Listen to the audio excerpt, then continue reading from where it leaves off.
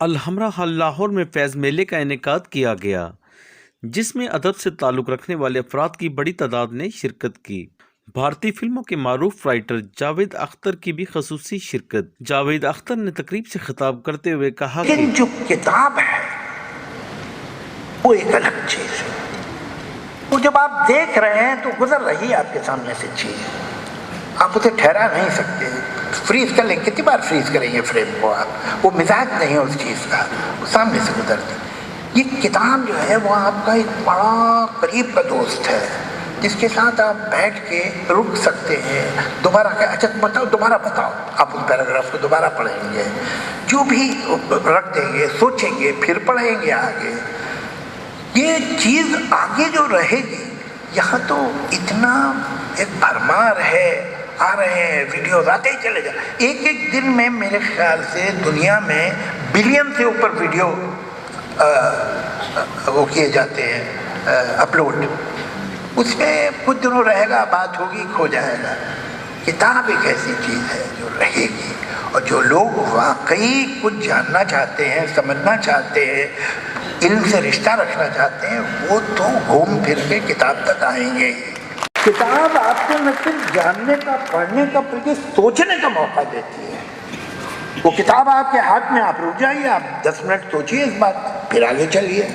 یہ سہولتیں جو ہیں وہ دوسری جگہ نہیں ہیں، آسانی ضرور ہے، لیکن یہ کہ یہ بات نہیں، وہ رہے گی۔ تو میں کبھی کبھی سوچتا ہوں کہ the only way you can achieve some kind of immortality is transfer your thoughts, your feelings on a paper.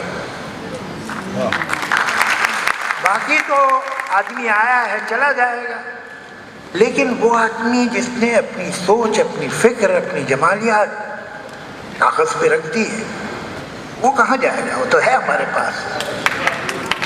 فیض صاحب کہاں گئے؟ وہ تو ہیں، یہاں موجود ہیں۔ اوپر جو گفتگو کا معیار ہے، جو الفاظ ہیں، ان میں وہ گہرائی، باریکی نہیں ہے۔ تو کیا یہ سوچنا درست ہے کہ ڈیپتھ جو ہے پرفارمنگ آرٹس میں، لٹریچر میں، میوزک میں، کیا وہ کم ہو رہی ہے یا بس وہ سمٹ گئی ہے؟ کم ہوئی ہے، اور اس بات کا جو آپ کہہ رہے ہیں، اس بات کا احساس بھی بہت لوگوں کو ہے، لیکن مجھے آپ کو ہے، یہ بہت اہم بات نہیں ہے۔ اہم بات یہ ہے کہ یہ اب ینگر جنریشن کو یہ احساس ہو گیا۔ ہم لوگوں نے رفتار، گہرائی کی قیمت پہ حاصل کی ہے۔ یہ کوئی اچھا سودا نہیں تھا، یہ ایک بہت اچھا سودا نہیں تھا۔ کئی باتیں ہیں جو ہم فلمی گانوں میں یا فلمی ڈائلاگ میں یا ٹی وی پہ جو زبان استعمال کی جاتی ہے، اس میں جو ہم ایک گراوٹ دیکھتے ہیں، یہ ہوا میں نہیں ہوئی ہے۔ اس کے بہت سارے سوشیو اکنامک وجوہات ہیں۔ ہوا یہ کہ ہمارے جو باپ دادا تھے، آپ کے اپنی فیملی کو دیکھیے، وہ لوگ تھے جو ملک کے لیے، معاشرے کے لیے لڑے، قربانیاں دیں، جیلوں میں بھی گئے، وغیرہ وغیرہ۔ یہ آپ کے یہاں بھی ہوا، یہ میرے گھر میں بھی ہوا، اور بہت سے گھروں میں ہوا۔ چلیے ہم لوگ تو ذرا ہائی پروفائل ہو گئے، تھینکس ٹو آور ایلڈرز، لیکن یہ کہ بہت سے گھروں میں پھر ہم پیدا ہوئے۔ یہ جو میری جنریشن، یہ بہت بڑی کلپرٹ ہے پورے سب کانٹیننٹ۔ ہم نے کہا یار ہمارے ماں باپ نے یہ سب کیا، کیا ملا انہیں؟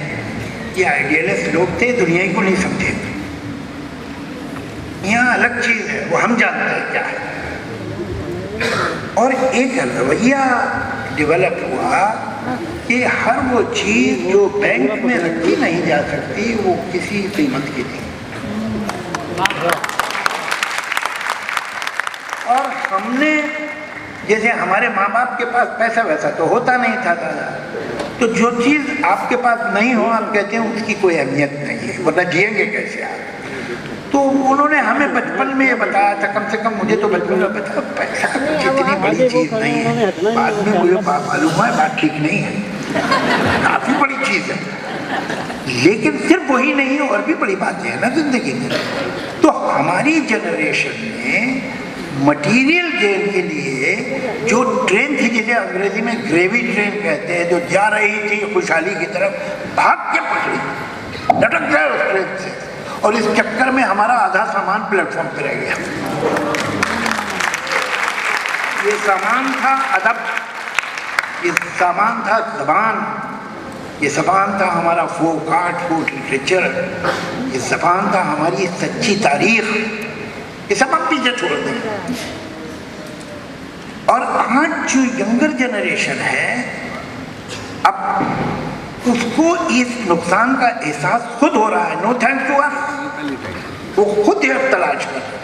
दोयम, हमारा जो माशरा है, और मुझे ये 24 घंटे अभी हुए नहीं पूरे पाकिस्तान, लेकिन फिर भी जो दोस्तों से बात हुई, उससे मुझे लगता है ये आपके यहाँ भी वही मसला है।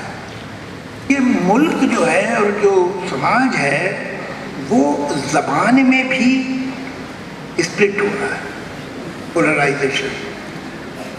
जो मतवसत दर्जे के लोग हैं, और बल्कि थोड़े से उसमें भी निचले मतवसत दर्जे के लोग हैं, वो भी पंजों पे खड़े होकर अपने बच्चे को इंग्लिश मीडियम स्कूल भेजते हैं। खाते पीते लोग तो भेजते ही हैं। एक लम्हे को ना समझिएगा कि मैं अंग्रेज़ी को कुछ कम अहम समझता हूँ।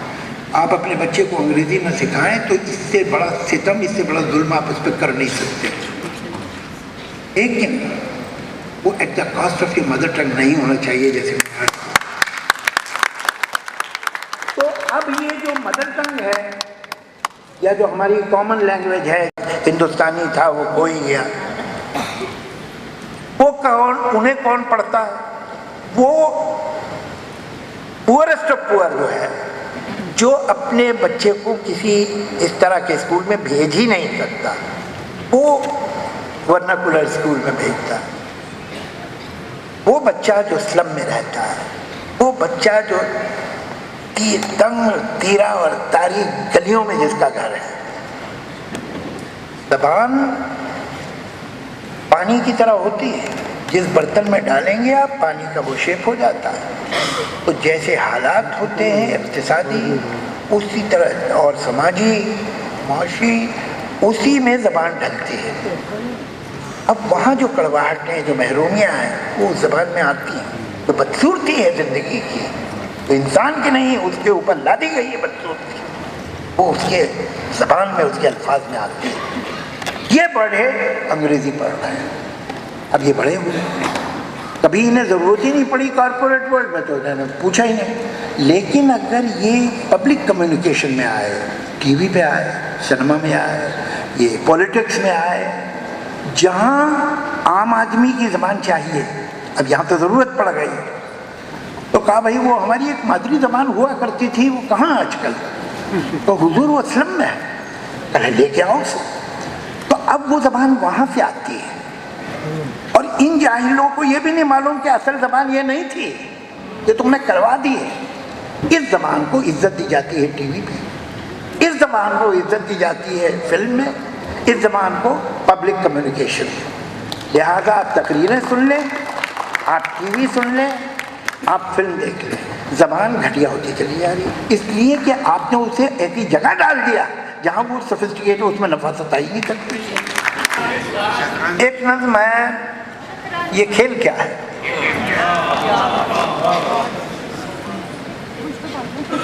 मेरे मुखालिफ ने चाल चल दी है और अब मेरी चाल के इंतज़ार में है। मेरे मुखालिफ ने चाल चल दी है और अब मेरी चाल के इंतज़ार में है, मगर मैं कब से सफ़ेद खानों, स्याह खानों में रखे काले सफ़ेद मोहरों को देखता हूँ। मैं सोचता हूँ ये मोहरे क्या हैं। अगर मैं समझूं कि ये जो मोहरे हैं सिर्फ लकड़ी के हैं खिलौने, तो जीतना क्या है, हारना क्या है? न ये ज़रूरी न वो अहम है।